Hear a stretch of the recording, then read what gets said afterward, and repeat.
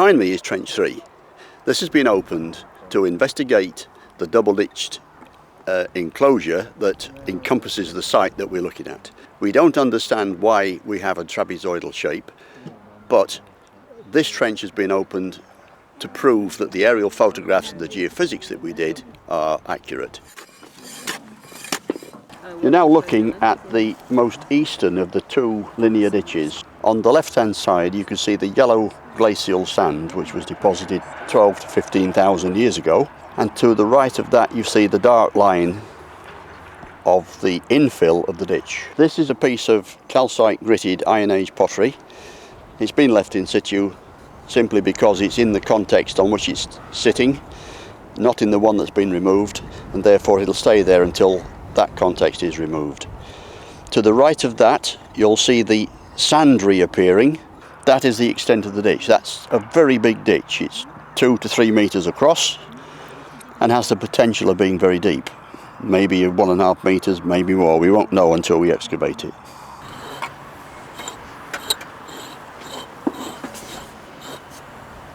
So now we've got a clear edge there, but I think it's the edge of the drainage ditch, which is confusing the edge of the feature. I think the edge of the feature is somewhere under here.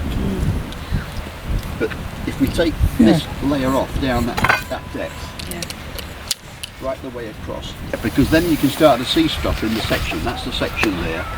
So you can see that that's happening there. You can see those cuts there.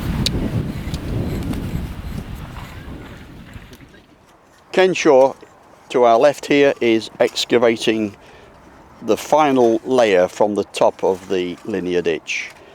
Underneath him is the infill of the ditch, and he's just clearing off the topsoil to reveal the full extent of the linear ditch. Deirdre and Claire Busfield are trying to find the western edge of the second ditch. We're struggling a little bit with this one because we've got some very busy moles, and a drainage ditch has been dug through the section, confusing the edge, but we're still working on it.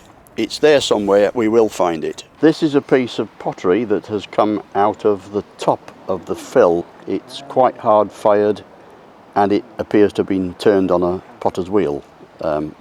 These things were not made in that way in the Iron Age until very late on.